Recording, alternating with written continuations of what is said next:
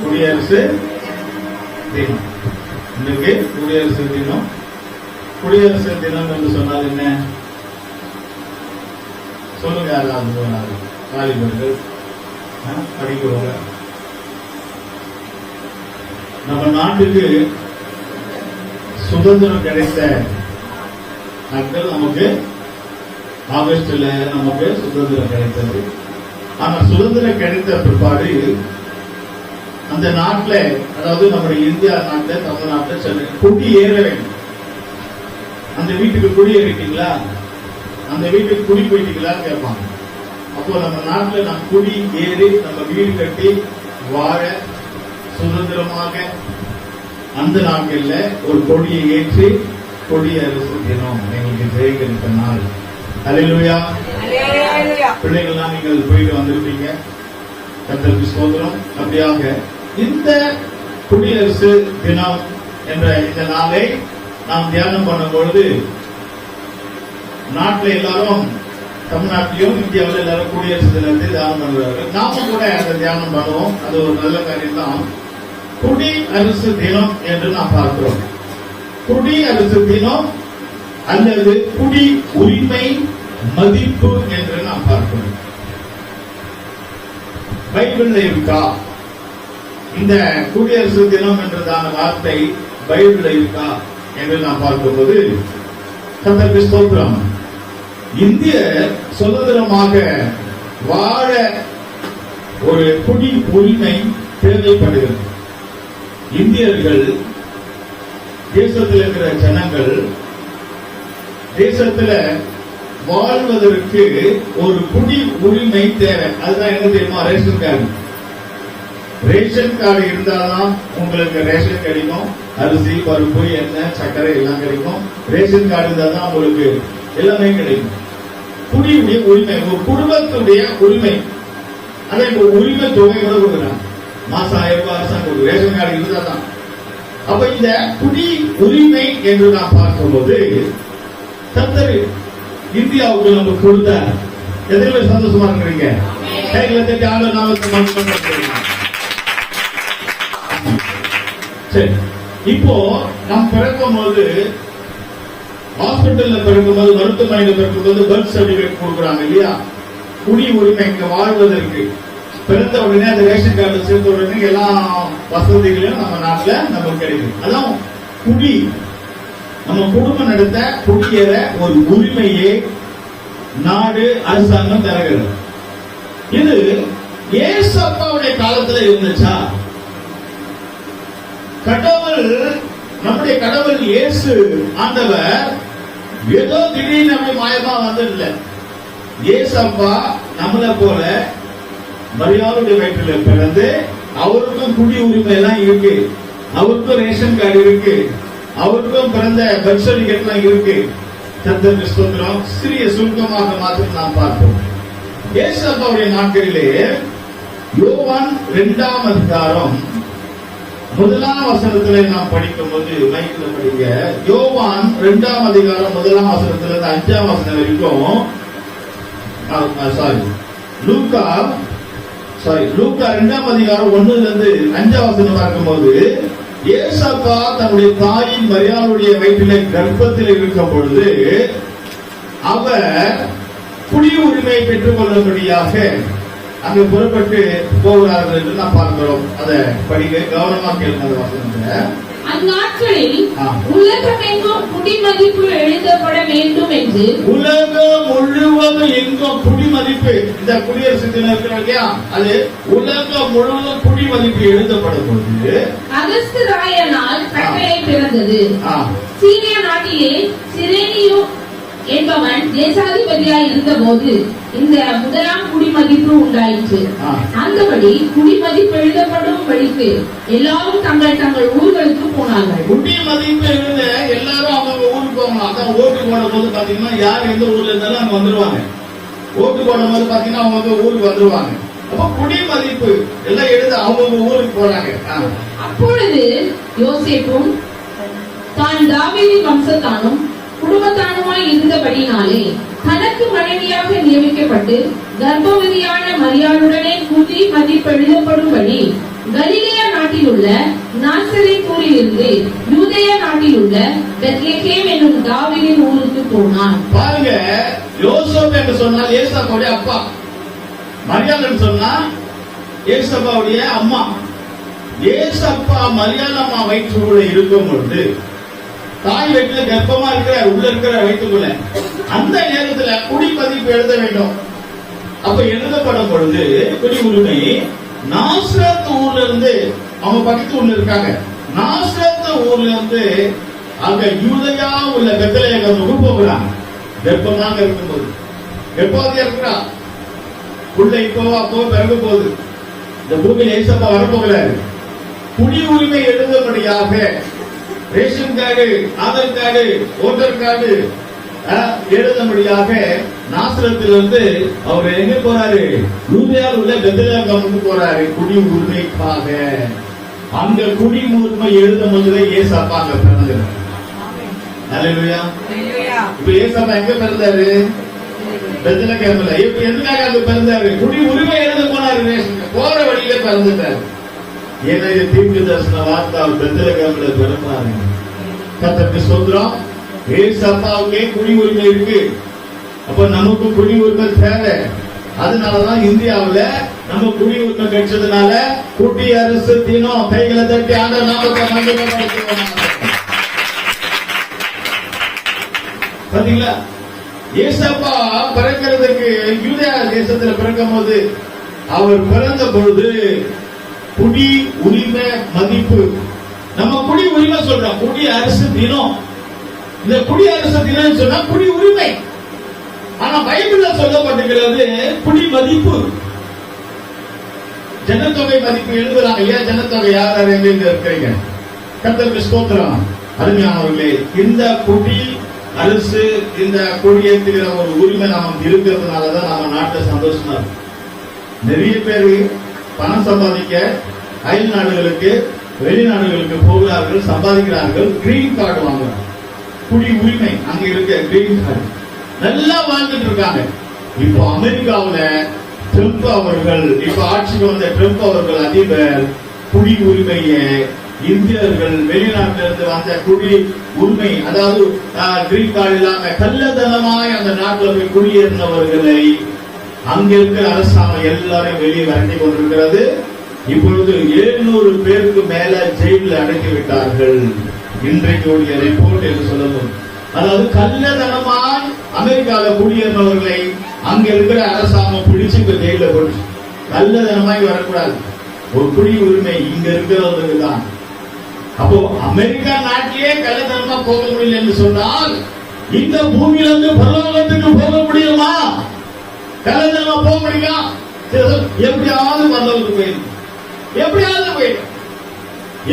போக முடியாது. பரலோகத்துக்கு ஒரு குடி உரிமை தேவை. பரலோகத்தில் நம்முடைய பேர் அங்கே எழுதப்பட வேண்டும். ரேஷன் கார்டு எழுதுகிறது போல, ஆதார் கார்டு, ஓட்டர் கார்டு எழுதுகிறது போல, ஞானஸ்தானத்திலும் எடுக்கும் போது ஆட்டுக்குட்டியானவர் ஜீவ புஸ்தகத்தில் எழுதப்படுகிறது. அபிஷேகம் பெறும் போது ஆட்டுக்குட்டி கல்யாண கஷ்டம் தெரிந்த ஆட்டுக்குட்டியானவர் புஸ்தகத்தில் எழுதப்படுகிறது. அங்கே ஜீவ புஸ்தகம், இந்த ஆட்டுக்குட்டியானவர் புஸ்தகம் பேர் எழுதப்படுகிறது. அவர்கள் தான் குடி உரிமை பரலோகத்தில் கிடைக்கும்.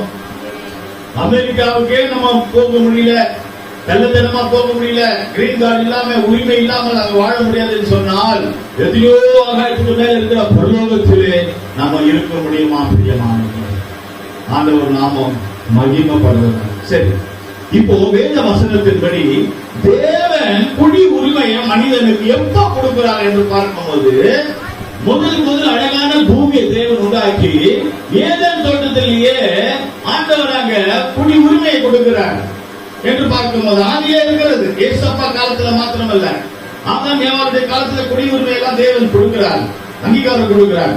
ஆதியாகம புஸ்தகமும் 1ஆம் அதிகாரம் 28ஆம் வசனத்தில் படிக்கும் போது, ஆதியாகம புஸ்தகம் 1:28. பின்பு தேவன் அவர்களை நோக்கி, நீங்கள் அழுகி பெருகி பூமியை நிரப்பி அதை கீழ்ப்படுத்தி சமுத்திரத்தின் மச்சங்களையும் ஆகாயத்து பறவைகளையும் பூமியின் மேல் நடமாடுகிற சகல ஜீவ ஜந்துக்களையும் ஆண்டு கொள்ளுங்கள் என்று சொல்லி தேவன் அவர்களை ஆசீர்வதித்தார். கர்த்தருக்கு ஸ்தோத்திரம். தேவன் இந்த பூமியை உண்டாக்கி அதுல ஒரு தோட்டத்தை அழகாக உண்டாக்குறார், ஏதேன் தோட்டம். அந்த தோட்டம் என்று சொன்னால் அதுதான் மனிதனுடைய வீடு, அதுதான் தேவனுடைய சபை. அந்த இடத்துல மனுஷனை வைத்து ஒரு உரிமை கொடுக்கிறார், குடி உரிமை, குடிமதிப்பு. நீங்கள் ஆணும் பெண்ணுமாக இருந்து நீங்கள் இந்த பூமியிலே சுதந்திரமாக இருங்கள். கர்த்தருக்கு ஸ்தோத்திரம். நீங்கள் எப்படி இருங்கள்? சுதந்திரமாக இருங்கள் என்று நாம் பார்க்கிறோம். அங்க பாருங்க, நீங்கள் எல்லா விதத்தையும் ஆண்டு கொள்ளுங்கள். குடி உரிமை இருந்தால் ஆளுகை செய்ய முடியும்.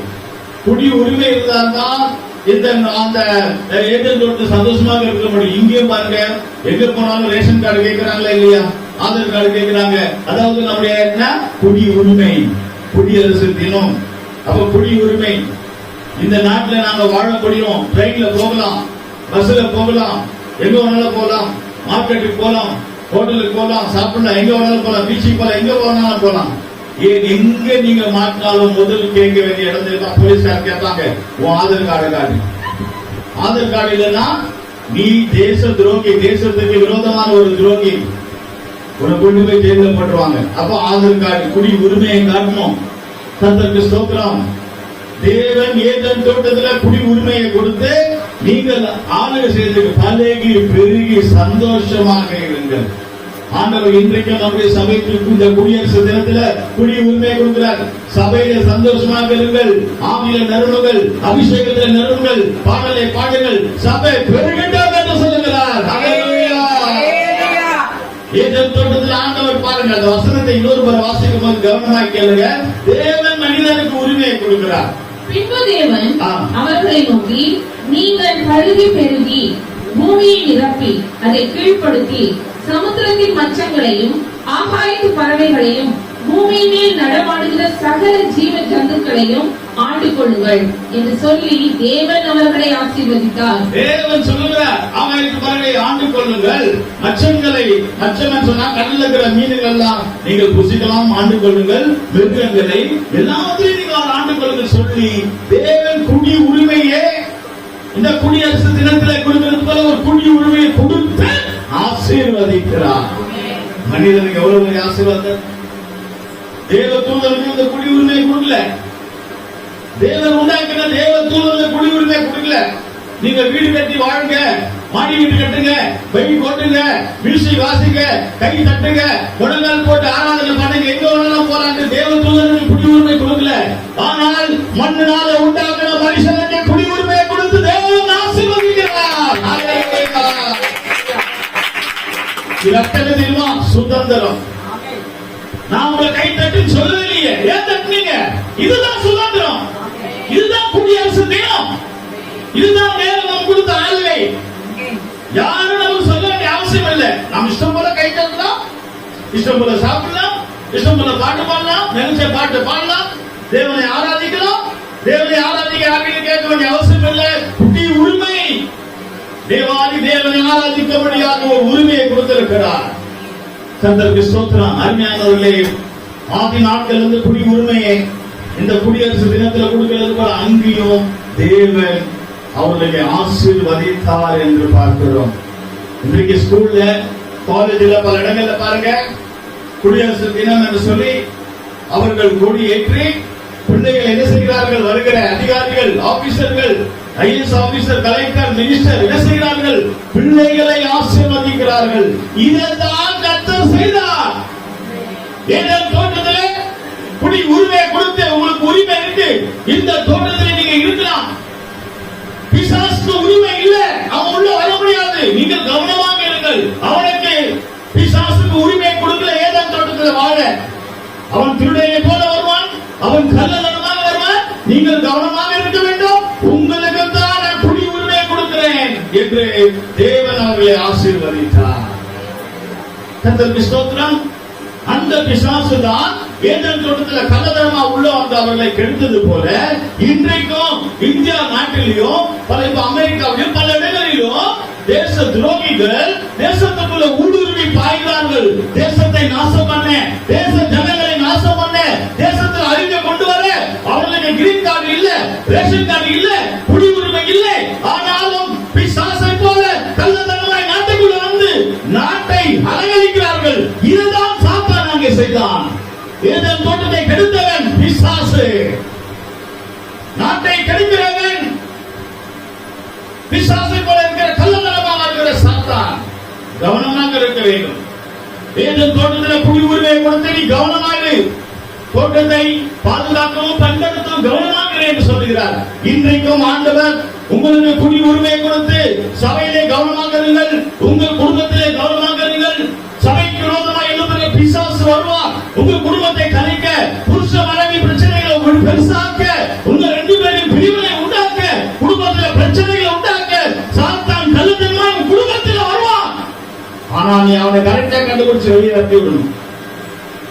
சிலர் வருவாங்க அப்படின்னு நைசாவாங்க, வந்தவங்க குடும்பத்தில் பிரச்சனை. அது யாரா இருக்கட்டும், யாராவது நைசா பேசுவாங்க.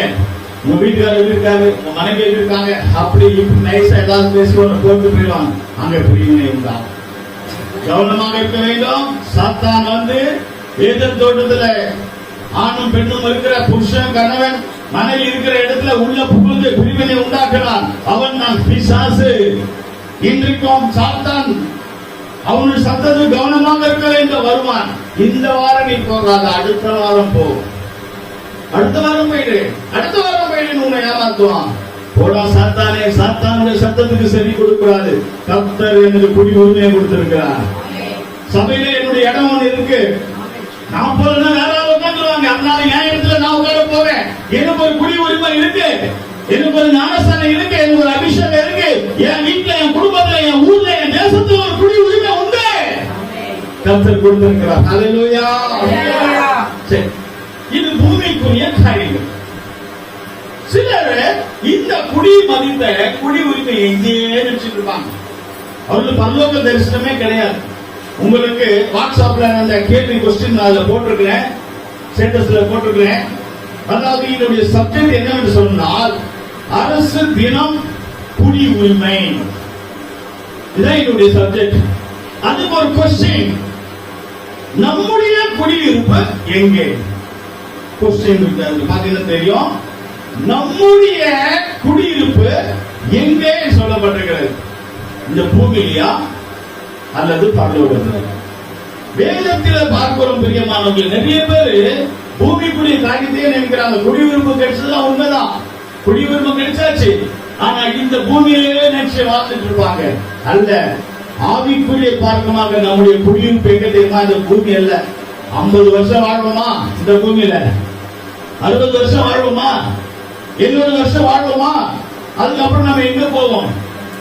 அருமையானவர்களே, நம்முடைய குடியிருப்பு பரலோகத்தில் இருக்கிறது. எத்தனை பேர் பரலோகம் வேணும்? கைதட்டி ஆண்டவரை சந்தோஷப்படுத்துவோம். ஆமென். குடியிருப்பு பரலோகத்தில் இருக்கிற நம்ம இடத்துல பட்டா வாங்கிக்கணும். இல்லைன்னா அங்க வந்து இடம் கிடைக்காத போயிடும். இப்போ பாருங்க, எல்லாத்துக்கும் இடம் பிடிக்கிறாங்க, சாவுக்கு இடம் பிடிக்கிறாங்க, கல்றிக்க. இது எங்க அப்பா கல்ற, அடுத்தது எனக்கு தான். 7 வருஷம் நான் செத்த பிற்பாடு இருக்கா இல்லையா? எங்க அம்மா கல்ற எனக்கு தான். இப்போ இடம் எழுதிக்கிறோமா இல்லையா? சாவு எடுத்து இடம் பிடிச்சிக்கிறோம், கல்றையில.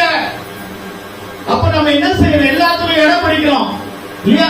அப்ப பந்தயத்துல இடம் பிடிக்க வேண்டாமா? பந்தயத்துல இடம் பிடிக்க வேண்டும். ஏனால் உண்மையாகவே உன்னுடைய குடியிருப்பு எங்கே? அமெரிக்கா இல்ல, ரஷ்யா இல்ல, இந்தியா இல்ல, நமக்கு தமிழ்நாடு அல்ல. இது கொஞ்ச நாள் தான். நம்முடைய குடியிருப்பு பரலோகத்தில் இருக்கிற வேதத்தில் படிக்கிறோம். பிலிப்பியர் புஸ்தகமும் 3ஆம் அதிகாரம் 20ஆம் வசனம் படிப்போமா? 3:20. நம்முடைய குடியிருப்போ பரலோகத்தில் இருக்கிறது, அங்கே இருந்து கர்த்தராகிய இயேசு கிறிஸ்து என்னும் ரட்சகர் வர எதிர்பார்த்து கொண்டிருக்கிறோம். இப்போ சொல்லுங்க, நம்முடைய குடியிருப்பு எங்க இருக்கு? இந்த வசனத்தின்படி எங்க இருக்கு? பரலோகத்தில் இருக்கு. நம்முடைய குடியிருப்பு பரலோகத்தில். இடத்தை பிடிச்சுக்கலாமா? போய் இடம் கிடைக்காதுங்க. பாருங்க, கொஞ்சம் முன்னாடி வந்தவங்க இங்க வந்து உள்ள வந்து உட்காந்துட்டாங்க, இடம் பிடிச்சாங்க. லேட்டா அவங்களுக்கு இடம் இல்லை, பின்னால பண்ணாங்க. இன்னும் லேட்டா வந்தா படி, அதுக்கு மேல லேட்டா வந்தா ரோடு. இதுதான் நம்முடைய வாழ்க்கை. பரலோகத்தின் இடத்தை, பரலோகத்தில் இடம் உண்டு, அங்க 3 வானங்கள் உண்டு. நமக்கு வந்து ஆண்டவர் பட்டா போட்டு கொடுக்க போகிறார். பரலோகத்தில் யாரும் திருட வரமாட்டார்கள். பரலோகத்தில் கொலை செய்கிறவர்கள் அங்க எந்த ஒரு இதுவும் இருக்காது. பரலோகத்தில் பூட்டே கிடையாது, வீட்டுக்கு கதவே கிடையாது, எல்லாம் திறந்துட்டே இருப்பாங்க. கரண்ட் பில்லே கட்ட வேண்டிய அவசியம் இல்லைங்க. இப்ப மாசம் கரண்ட் பில் கட்ட வேண்டிய ஒரு ஸ்கீம் வருது அரசாங்கம். கரண்ட் பில் கட்ட வேண்டிய அவசியம் இல்ல, துணி துவைக்க வேண்டிய அவசியம் இல்ல, வாஷிங் மிஷினுக்கு வேலை இல்ல, குக்கருக்கு வேலை இல்ல. ஏன் தெரியுமா? சாப்பாடு செய்ய வேண்டிய அவசியம் இல்ல. அங்க பசியே இருக்காதுதான். ஆண்டவருடைய முகத்தை பார்த்து தேவனை ஆராதித்து அங்க பசி இல்ல, ராய் இல்ல, பகல் இல்ல, ஒன்றே இல்லைங்க. சூரியனும் இல்லை, சந்திரனும் இல்லை. அருமையானவர்கள், எல்லாத்துக்கும் ஆட்டுக்குட்டியானவர் விளங்கா இயேசு கிறிஸ்து பிரகாசிப்பா. தேவன் பிதாவாக இருப்பார். கர்த்தருக்கு ஸ்தோத்திரம். அருமையானவர்களே, நம்முடைய குடியிருப்பு பிலிப்பியர் 3ஆம் அதிகாரம் 20ஆம் வசனத்திலே அப்ப நம்முடைய குடியிருப்பு பரலோகத்தில் இருக்கிறது என்று நாம் பார்க்கிறோம். அருமையானவர்களே, இன்னொரு ஒரு வசனத்தை நாம் பார்க்கிறோம். யோவான் 14ஆம் அதிகாரம் 2ஆம் வசனத்திலே ஏசப்பா சொல்றார், பரலோகத்திலிருந்து வருகிறாராம். அவர் என்ன செய்கிறார்னா, பரலோகத்தில் நமக்கு நிறைய வீடுகளை வைக்கிறார் என்று சொல்றார். என் பிதாவின் வீட்டிலே அநேக வாசஸ்தலங்கள் இருக்கு, அங்கே நான் வந்து உங்களை கொண்டு போவேன், உங்களுக்கு குடி உரிமையை கொடுப்பேன் என்று யோவான் 14ஆம் அதிகாரம் 2ஆம் வசனத்துல நாம் படிக்கிறோம். என் பிதாவின் வீட்டில் அநேக வாசஸ்தலங்கள் உண்டு. என் பிதாவின் வீட்டிலே ஏசப்பா சொல்றாரு, பிதாவின் வீட்டில் அநேக வாசஸ்தலங்கள் உண்டு. அப்படி இல்லாது இருந்தால் நான் உங்களுக்கு சொல்லி இருப்பேன். அப்படி இல்லாத இருந்தால் நான் போய் சொல்ல மாட்டேன், நான் உங்களுக்கு வீடு தரேன்னு சொல்லி ஏமாற்ற மாட்டேன். சிலர் பாத்தீங்கன்னா சொல்லுவாங்க, என் வீடு என் பிள்ளைக்கு தான், நான் வீடு தரேன், நான் அவங்களுக்கு தரேன், நான் இவங்களுக்கு தான் சொல்லுவாங்க. நான் வர வந்து நான் தரமாட்டேன்னு சொல்லுவாங்க. புத்தி மாறிடும். ஆனா இங்க ஏசு அப்படி இல்ல. என் பிதாவின் வீட்டில அநேக வாசஸ்தலங்கள் இருக்கு, அப்படி இல்லாம இருந்தா நான் சொல்ல மாட்டேன், நான் இருக்கிறதுனால தான் சொல்றேன். பரலோகத்துல நிறைய வீடு இருக்கு, உங்களுக்கு பட்டாவோட வீடு கொடுக்க போகிறேன் என்று ஏசப்பா சொல்லுகிறார். ஹல்லேலூயா. நல்ல குடும்பத்துல என்ன பண்ணுவாங்க தெரியுமா? நல்ல குடும்பத்துல முதல் வீட்டை கட்டி பெயிண்ட் பண்ணி பொருளெல்லாம் ரெடி பண்ணி வாங்கி வச்சு அதுக்கப்புறம் கல்யாணம் பண்ணி பொண்ணை கொண்டு வந்து அந்த வீட்டுல குடியேற வைப்பாங்க. வசதி இல்லாதவங்க என்ன பண்ணுவாங்க தெரியுமா? ஒரு கல்யாணத்தை பண்ணி ஒரு வாடகை வீட்டுல வச்சிருவாங்க. அதான் வசதி இல்ல, பொறுப்பே கிடையாது. அப்படிப்பட்டங்க எங்கேயா போய் நீங்களே கல்யாணம் பண்ணி எங்க நீங்களே போய் ரோட்ல இருந்துக்கங்க. ஆனால் ஒரு நல்ல ஒரு குடும்பத்துல கல்யாணத்தை பண்ணி அதுக்கு முன்னாடி வீடை ரெடி பண்ணுவாங்க. கர்த்தருக்கு ஸ்தோத்திரம். பெண் வீட்டார் கேட்கறது பதில் தெரியுமா? நான் பெண்ணு கொடுக்க ஆயத்தமாக இருக்கிறேன், டவுரி கொடுக்க ஆயத்தமாக இருக்கிறேன், ஆனா பையனுக்கு வீடு இருக்கா, பையனுக்கு வீடு இருக்கான்னு கேட்கிறாங்க. ஏன்னா என் பொண்ணு நல்ல ரோட்ல இருக்க கூடாது. பையனுக்கு வீடு இருக்கான்னு கேட்கிறாங்க. அதேதான் பெண் வீட்டுக்காரங்க நம்ம சபை, மனவாட்டி சபை. பையன் வீட்டுக்காரர் இயேசு கிறிஸ்து மனவாட்டி சபையை விவாகம் பண்ணி ஆதாயித்தல் தன்னுடைய பிதாவுடைய ராஜ்யத்துக்காக கொண்டு போக போகிறார்.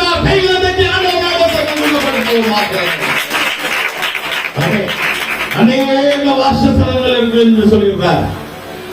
அங்கே ஒரு 3 வானம் இருக்கு பெரியமானவர்களே.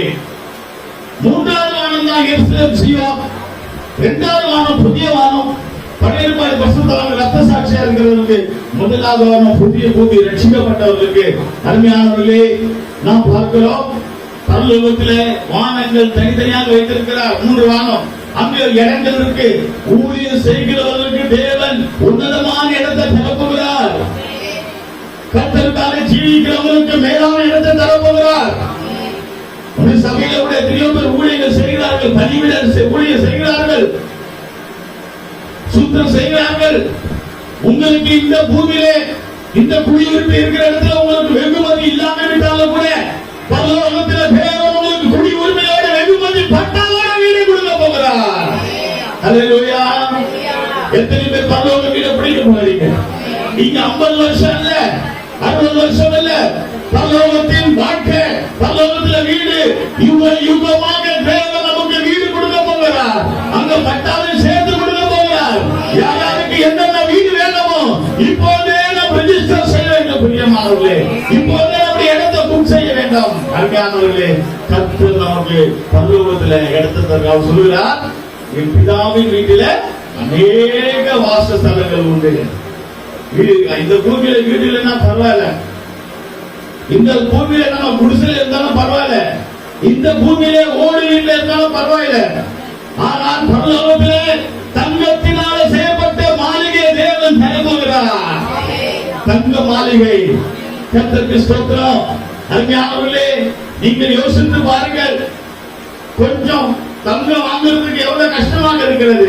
அந்த ரோடே தங்கமாக இருக்கிறது, வீடே தங்கமாக இருக்கிறது, அந்த வீட்டு செங்கல் தங்கமாக இருக்கிறது. உங்களுக்கு பெட் இருந்தால் பெட் தங்கமாக இருக்கும், தலைக்கு தலையாணி தங்கமாக இருக்கும், எல்லாமே தங்கம். அப்படிப்பட்ட தங்கமான ஒரு இடத்துக்கு தான் பரலோகத்தில் தேவன் கொண்டு போகிறார். குடியரசு தினம் அங்கு ஒரு சேக்குடி எழுத்தப்படும். அந்த சேக்குடி இயேசு கிறிஸ்துவாக இருப்பார். ஆட்டுக்குட்டியானவர் விளக்கா இருப்பார், வெளிச்சமாக இருக்கும். அருமையானவர்களே, இன்றைக்கு குடியரசு தினம், குடி உரிமை. பரலோகத்தில் உரிமை வேணும். பரலோகத்தில் உரிமை எப்படியாவது மேலே போய் நம்ம நினைச்சா போக முடியும். சிலருடைய கருத்து அப்படிதான், எப்படியாவது மேலே போயிடணும், எப்படியாவது போயிடணும். சிலருக்கு எப்படியா பாஸ்டர் கூட்டிட்டு போயிடுவாரு. கர்த்தருக்கு சோதனை அதெல்லாம் போக முடியாதுங்க. நீங்க மெட்ரோல போறீங்களேன், நீங்க பாஸ்டர் கூட போனாலும் சரி, நீங்க யார் கூட போனாலும் சரி, அவங்களுக்கு டோக்கன் தான் அந்த கேட்டை ஓபன் ஆகும். அப்படிதானே? மெட்ரோல யார் கூட போனாலும், அப்பா கூட போறேன்னு அம்மா கூட போற சொன்னாலும் திறக்காது. உங்க கையில டோக்கன் இருந்துச்சுன்னா அங்க வச்சீங்கன்னா டோக்கன் ஓபன் பண்ணும், கதவு ஓபன் பண்ணும். மெட்ரோக்கே அப்படிப்பட்ட ஒரு சூழ்நிலைனால் பரலோகத்துக்கு எப்படி போக முடியும்? கர்த்தருக்கு ஸ்தோத்திரம். பரலோகத்தில் வேறு சொல்லப்பட்டிருக்கு 12 கேட் இருக்கான். 12 கேட், 12 வாசஸ்தலங்கள்.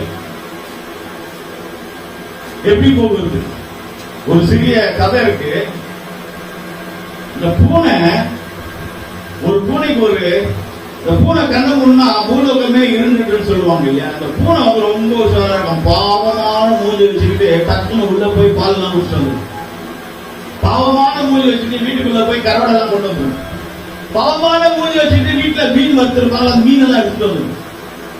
கர்த்தருக்கு ஸ்தோத்திரம். இப்பதான் யோசிக்கிறேன், நம்ம வீட்டுல மீன் வாங்கி வச்சுட்டு வந்து.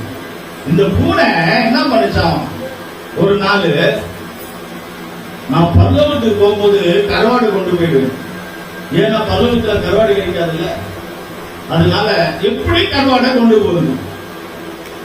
சில நினைக்கிறவங்க நான் போகும்போது மேல கொண்டு போயிடுவேன், என் நகையெல்லாம் கொண்டு போயிடுவேன், என் அதை கொண்டு போயிடுவேன், என் வீடு கொண்டு போயிடுவேன். அதை எதுவும் நினைப்பாங்கல்ல, எடுத்து வச்சுப்பாங்க யாருக்கும் கொடுக்காம. பரலோகத்துக்கு போகும்போது ஒண்ணு கொண்டு போகும், ஒண்ணும் இல்லாமல் வந்து ஒண்ணும் இல்லாமல் போகும். இந்த பூனை என்ன செஞ்சான், கருவாடை கொண்டு போகிறது. எல்லாரும் பார்க்கும்போது அங்க செக் பண்றாங்க, மெட்ரோல செக் பண்ற மாதிரி. பூனை இப்ப கருவாடை வச்சிருக்கு, எங்க வச்சிருக்கு? நடந்து போகுது. எங்க வச்சிருக்கு? ஆட்கள் வச்சிருக்கு. ஏன்னா அது பாக்கெட்ல இல்லையே பூனைக்கு. பூனை ட்ரெஸ் கூடாது இல்லையா? பூனை ஒரு கருவாடை பீஸ் அக்கத்துல வச்சுக்கிட்டு அவர் நல்லா கம்பீரமா போனார். அங்க தேவதூதன் கேட்கிறாரு, அங்க வாசல்ல போகும்போது, என்ன பூனை நீ பரலோகத்துக்கு வந்திருக்க, குடியுரிமை இருக்கா, பூமியில எதை கொண்டு வரக்கூடாது. பூனை அழகா பேசும், அதெல்லாம் நான் ஒண்ணு கொண்டு வரல, எனக்கு இருக்கு, நான் மேல வரேன். இல்ல நீ அடுத்த கேட்டுக்கு போ, அடுத்த கேட்டுக்கு போன்னு சொல்லி 12வது கேட்டுக்கு வர. அவன் பயங்கரமான வனர்பட்டக்காரன் தூதன் நினைக்கிறேன். அவன் ஏமாறவே மாட்டான், ஏமாற மாட்டான். எங்க ஒரு சபைக்கு வனர்பட்ட, ஐயோ வனர்பட்டியா, ஐயோ வனர்பட்டியான்றாங்க. சபை எங்க இருக்குன்னா வனர்பட்டியா அலறாங்க. ஜனங்க உஷாரா இருப்பாங்க. கர்த்தருக்கு ஸ்தோத்திரம். அதுபோல 12வது கேட்டு இருக்கிற தேவதூதன் அவன் கொஞ்சம் உஷாரான வார்த்தை. அவன்கிட்ட போது போனேன், கடைசியா நான் பரலோகத்துக்கு போன வழி விடு. அந்த தேவதூதன் சொன்ன, நான் பூனை பார்த்து, நீ ரொம்ப அழகா இருக்கிற, கொஞ்சம் உஷாராத்துக்கு யாராவது வர்ணிக்கிறாங்கன்னா நீங்க மாட்டிட்டீங்கன்னு அர்த்தம். நீங்க ரொம்ப அழகா இருக்கிற, ஒரே ஒரு பாட்டு பாடுறியா? அது சொல்லிட்டு நான் பாட மாட்டேன், எனக்கு மூடு இல்ல, நான் போறேன். சரி, இன்னொரு காரியத்தை செய். நீ கேட்டுக்குள்ள போறதுக்கு முன்னாடி ஒரே ஒரு அலேரியா மட்டும் சொல்லிடு. இந்த பூனை ஒரு அலேரியா தானே, வேலையா முடிஞ்சு வச்சுக்கிட்டு அந்த கேட்டு வாசல் கையை தூக்கி கராடு இருக்கிறத மறந்துச்சு. கையை தூக்கி அலேரியா கராடு போத்து வந்துச்சு. அக்கல் தந்து கராடு வந்துச்சு. அப்ப அந்த தீர்வு நான் புடிச்சிட்டான்.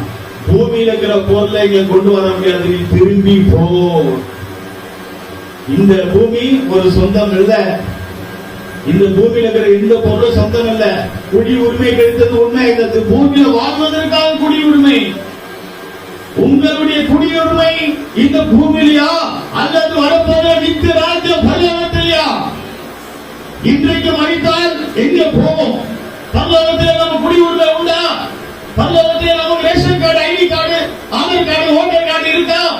பரலோகத்திலே ஆண்டவர் நமக்கு வீடு வச்சிருக்கிறாரா? இருக்கு. அவர் சொல்கிறார், நான் அநேக வாசஸ்தலங்கள் வச்சிருக்கேன், உனக்கு இடம் உண்டு. அந்த குடியுரிமை வாங்கிக்கலாமா?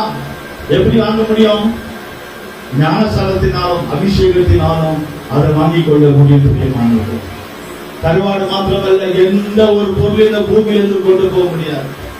சிலருக்கு யாருக்கும் ஒண்ணு கொடுக்க மாட்டாங்க, சேர்த்து சேர்த்து வச்சுப்பாங்க, சேர்த்து சேர்த்து வச்சுட்டே இருப்பாங்க. பெட்டி கூட்டிட்டே இருக்கும், பீரோ கூட்டிட்டே இருக்கும். எவ்வளவு பழசானாலும் சரி, அது எதுவும் கொடுக்க மாட்டாங்க, அது யாரும் கொடுக்க மாட்டாங்க. கர்த்தருக்கு ஸ்தோத்திரம். அருமையானவர்களே, நம்முடைய குடியிருப்பு பரலோகத்திலே போகும்போது பூனையை மாதிரி போக முடியாது, மாட்டிப்போம். அதனால இந்த பூமியில நம்ம ஒண்ணும் கொண்டு வரல, ஒண்ணும் கொண்டு போக போறது இல்லை. இருக்கிற வரைக்கும் சாப்பிடுவோம், தேவனை ஆராதிப்போம். இந்த குடியரசு தினத்தில ஒரு சந்தோஷமா இருக்கிறது போல கூடிய சீக்கிரம் பரலோகத்திலே நாம் குடி வார போகிறோம். இயேசு நாசரேத்திலிருந்து யூதேயா பெத்லகேமுக்கு அங்க குடி போகிறார், அங்க பிறக்கிறார். அருமையானவர்களே, நாம் பரலோகத்தில் பிறந்து வாழ்ந்து அங்கு ஆசீர்வதிக்கப்பட்ட ஒரு வாழ்க்கையை வாழ போகிறோம். கண்களை மூடலாமா? தேவ சமூகத்திலே இன்றைக்கு ஒரு கொஸ்டின் சவால்களை கேட்கிறேன். அருமையான சகோதரனே, சகோதரியே, உன் குடியிருப்பு எங்கே? இந்த பூமியிலயா? இந்த கல் மண் ஒரு காலத்தில் அழிந்து போகும். பாருங்க, அமெரிக்கா தேசம் முழுவதும் பெரிய பெரிய பங்களா வீடு அழிந்து போய்விட்டது. அவங்களுக்கு வீடு இல்ல. நிறைய இடத்துல அழிவுகள் வந்து கொண்டிருக்கிறது. தேவனுடைய கோபம் அக்கினி இறங்கி கொண்டிருக்கிறது. தேவனுடைய பிள்ளைகளுக்கு வீடு இல்லாமல் போகிறார்கள், ஜனங்கள் வீடு இல்லாமல் தவிக்கிறார்கள். நாம் இந்த பூமியிலே கொஞ்ச நாள் தான் இந்த பூமி அக்கினிக்கு இரையாக இருக்க போகிறது. இந்த பூமி அக்கினியால சுட்டரிக்கப்பட போகிறது. மேலே ராக்கெட் போய் கொண்டிருக்கிறது. பிரியமானவர்களே, பூமியிலே ஏவுகணை வைத்திருக்கிறார்கள், பாம் வைத்திருக்கிறார்கள். அதெல்லாம் ஒரு காலத்தில் வெடிக்கும் என்று சொன்னால் உலக மகா யுத்தத்திலே இந்த பூமி வெந்து உருகி போகும் என்று பைபிளில் சொல்லியிருக்கிறது. நம்முடைய குடியிருப்பு எங்கே? கொஞ்ச நாள் இந்த குடியரசு தினம், சுதந்திரம் இல்லாத கொஞ்ச நாள் இந்த பூமியில் இருக்க போகிறோம். ஒரு அழியாத ஒரு பரலோக ராஜ்யம், அங்கு ஆண்டவர் குடியிருப்பை நமக்கு தரப்போகிறார். அங்கு குடியேறுவோமாக. சீக்கிரம் இயேசு வரப்போகிறார். அப்படி வரைக்கும் நாம் ஆய்ந்து கொள்வோமாக. இயேசு சீக்கிரம் வரப்போகிறார். ஹல்லேலூயா, ஹல்லேலூயா, ஹல்லேலூயா.